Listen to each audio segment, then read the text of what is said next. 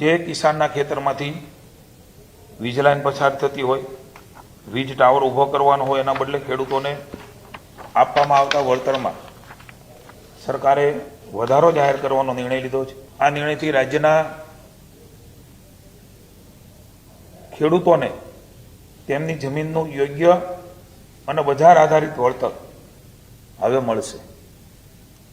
ખેડૂતોના ખેતરમાંથી પસાર થતી વીજ લાઈન માટે અત્યાર સુધી ખેતરમાં વીજ પોલ કે લાઈન નાખવા માટે ખેડૂતોને જંત્રી આધારિત નહીં પરંતુ જમીનના પ્રવર્તમાન ભાવ એટલે કે માર્કેટ રેટ એના બમણા ચૂકવવાનો ખેડૂત હિતલક્ષી નિર્ણય એ સૌપ્રથમવાર ગુજરાત રાજ્યમાં રાજ્યની ભાજપની સરકારે લીધો છે।